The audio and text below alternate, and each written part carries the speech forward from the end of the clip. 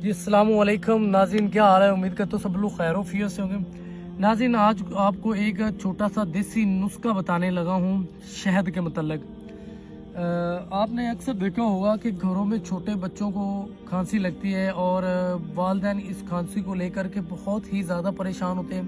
कई वालिदैन मेडिकल स्टोरों से सिरप वगैरह लेते हैं और तरह तरह की दवाइयाँ लेते हैं। कई बच्चों को अल्लाह शिफा दे भी देता है और कई बच्चों की खांसी नहीं भी रुकती। तो उन वालिदैन के लिए एक देसी नुस्खा है और फी सबीलिल्लाह है। अल्हम्दुलिल्लाह, मैंने जितने बंदों को भी ये टोटका देसी बताया ना, घरेलू नुस्खा है, मेरे वालिद साहब जो कि इकबन का भी काम करते थे और फी सबीलिल्लाह नुस्खे वो बताया करते थे, कोई रिचार्ज नहीं लेते थे। तो अल्हम्दुलिल्लाह ये भी उनका एक नुस्खा है, तो ये फी सबीलिल्लाह है। तो ये छोटा सा देसी नुस्खा आपको बताने लगा, बहुत ही ईजी है, ज़्यादा मुशक्क़त वाला इसमें काम नहीं। सिर्फ दो चीज़ें आपने लेनी है। पहले नंबर पे आपने लेनी है देसी काली मिर्च लेनी है, और उसके बाद आपने लेना है शहद। शहद आपकी क्वांटिटी में एक पाव हो, आधा किलो भी हो जाए। और ये जो काली मिर्च है ये आपने लेनी हस्बे ज़रूरत।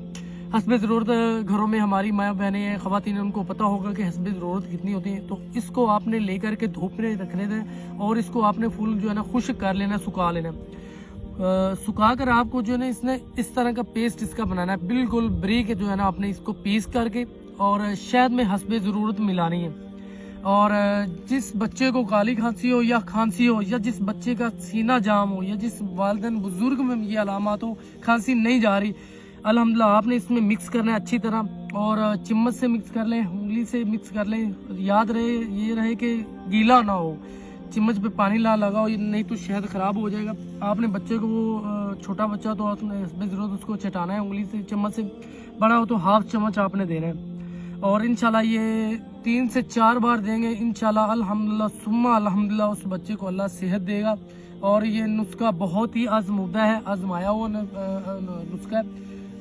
और आपने अल्हम्दुलिल्लाह ये जो वीडियो है इंशाल्लाह आपने आगे भी शेयर करनी है, ताकि किसी भाई का भला भी हो जाए, बिना जो है ना वो किसी